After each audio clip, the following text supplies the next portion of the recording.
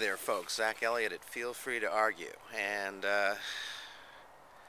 with a heavy heart, I'm going to vlog about the final disintegration of any hope that I had for Obama, which would have been his Afghanistan speech.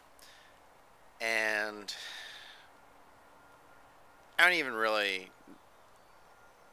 know where to begin taking this thing apart, because it's built on so many misreadings and misconceptions and just outright lies that it's hard to get to the core of anything real that might have undergirded it at some point or another.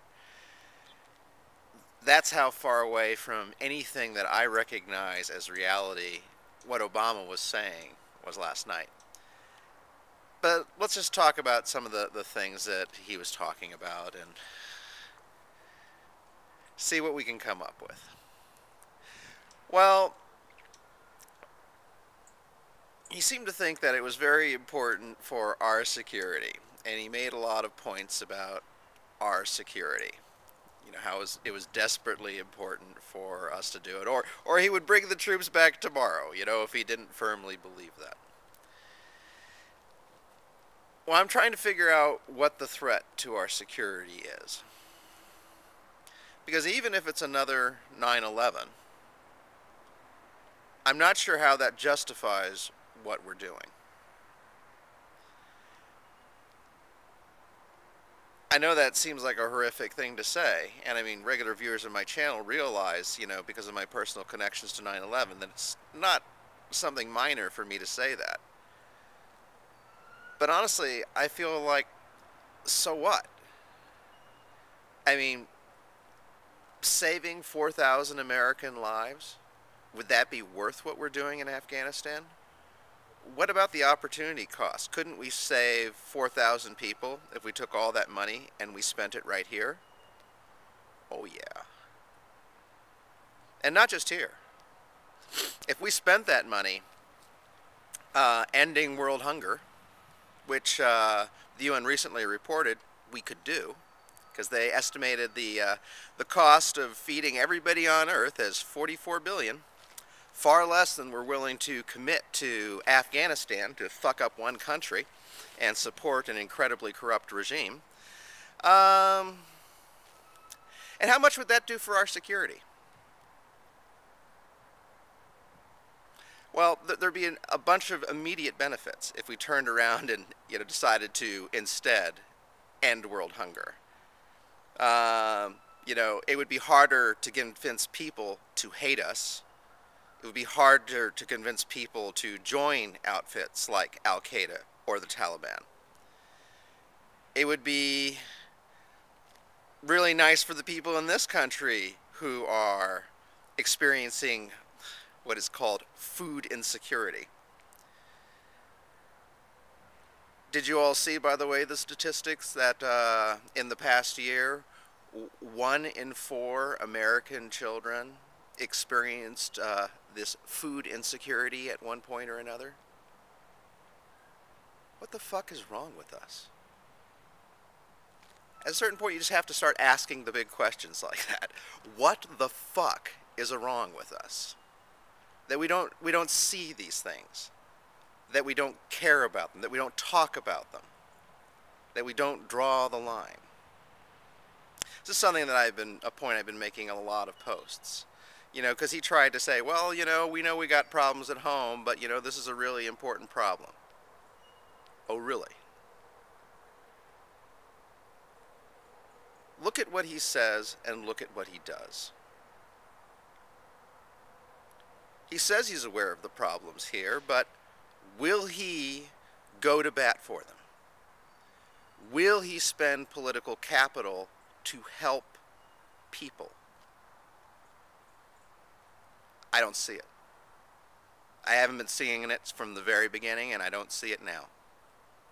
I see whatever tendencies he might have had in that direction being swallowed up by keeping on doing exactly what we've been doing as a country for years and years and years and years.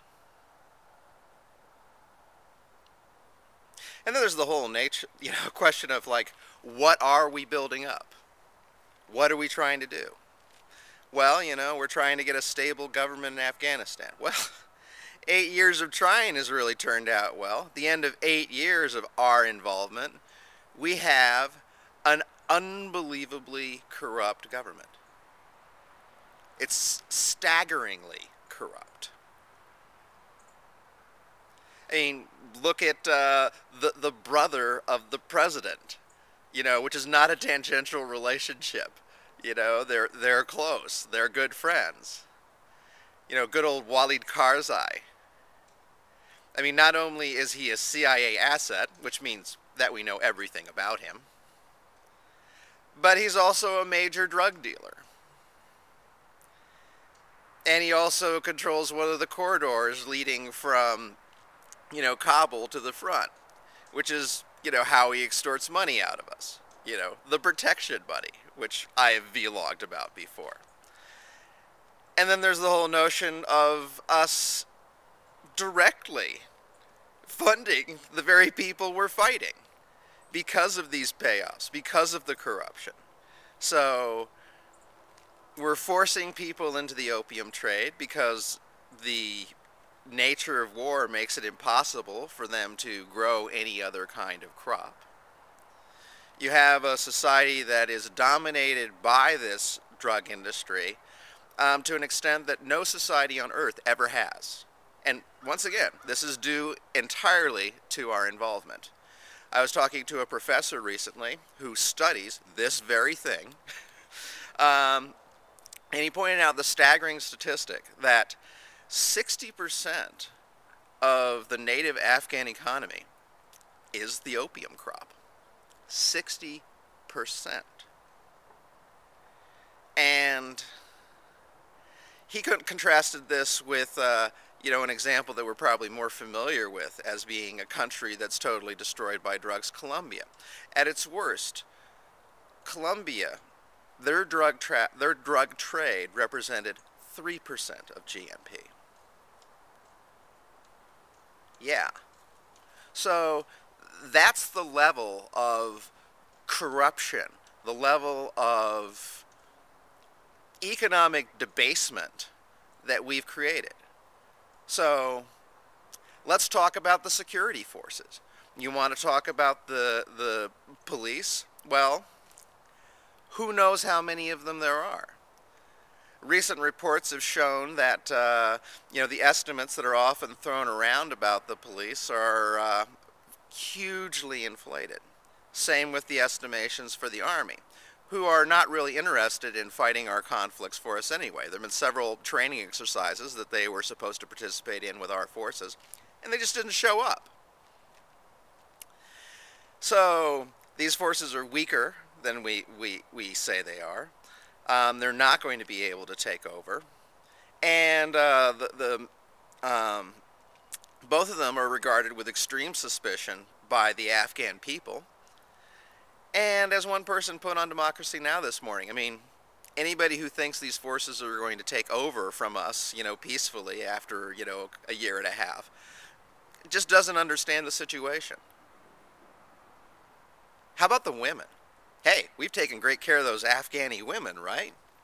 No. I'll try to find the interview with the woman who was at one point called the bravest woman in Afghanistan. Someone who actually stood up at a government meeting after she had been elected.